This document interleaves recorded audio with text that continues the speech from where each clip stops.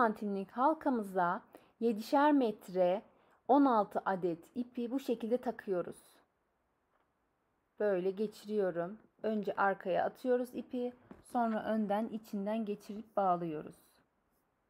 Tam 16 adet olacak. Bunları 4'er şeklinde desen oluşturacağız.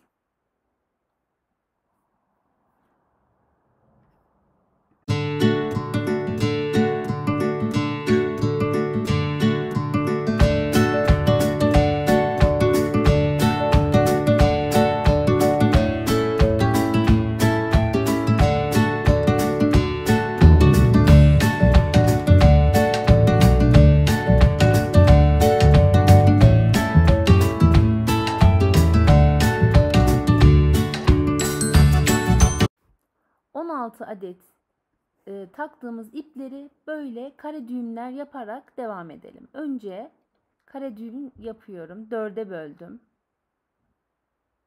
Bu şekilde desen oluşturuyorum.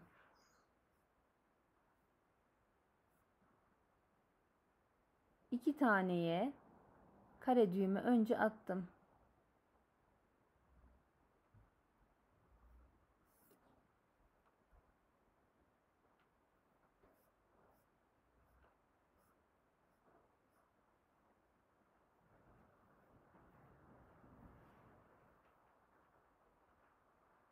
Şimdi üçüncüye atıyorum.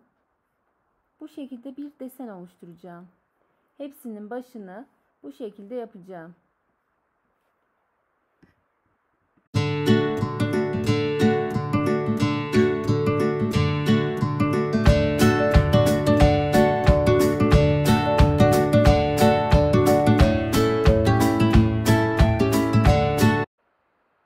Araları yaklaşık 6-7 santimetre. Tekrar deseni oluşturuyoruz bu şekilde. Aynı işlemi devam ediyoruz. Böyle devam ediyoruz. Sonuna kadar yapacağım.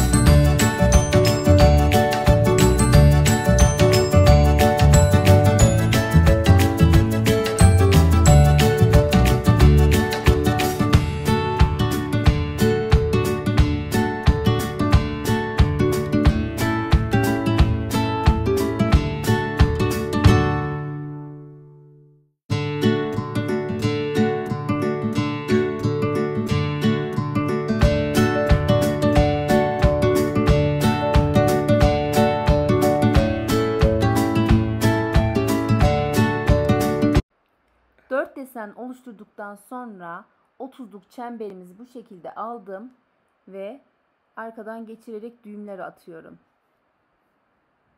Bu şekilde atıyorum. Önce alttan çevirdim. Tutup arasındaki ipi geçiriyorum.